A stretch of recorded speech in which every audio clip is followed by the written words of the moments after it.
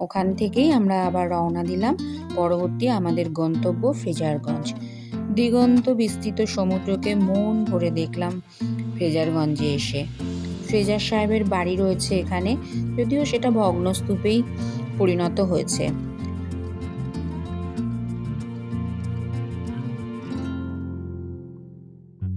আকাশ পারে ওই অনেক দূরে, যেমন করে মেঘ যায় দৌড়ে।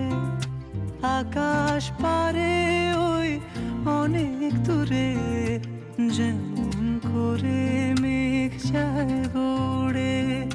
যেমন করে সে হাওয়ায় ভাসে, কই তার মতো তুমি আমার স্বপ্নে কভু ভাসো না তো।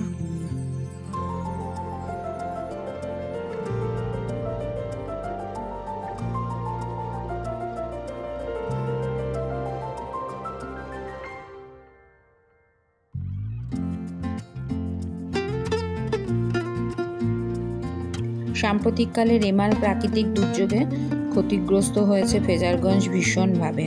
সেখানে আবার নতুনভাবে কাজ চলছে, সেটাও আমরা ঘুরে ঘুরে দেখলাম।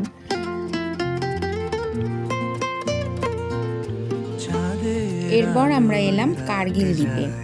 এটি সানসেট পয়েন্ট, কিন্তু মেঘ থাকায় সানসেট ভালো দেখতে পেলাম না আমরা। বিচে আমরা সবাই হাঁটলাম মজা করে, উত্তাল হাওয়ায় ভুলেই গেলাম এটা গরমকাল। দূরে দেখা যাচ্ছে মৌসুমী দ্বীপ, জাম্বুদ্বীপ। যদিও সময়ভাবে এবার আমরা অন্য কোথাও যেতে পারলাম না। অনেকটা সময় কাটিয়ে দিলাম এখানে, সঙ্গে তো আছে ফটোশুট, ভিডিও। পাখি সাথীরে কাছে তার নেয় গো ডাকি, যেমন করে নিড়ে পাখি সাথীরে কাছে তার নেয় গো ডাকি। যেমন করে সে ভালোবাসে, কই তাহার মতো তুমি আমায় কভু ভালোবাসো না তো।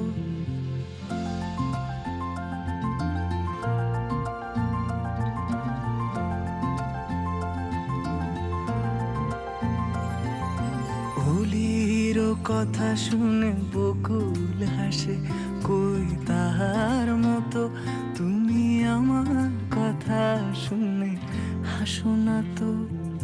ধরার ধুলিতে যে ফাগুন আসে, কই তাহার মতো তুমি আমার কাছে কভু আসো না তো।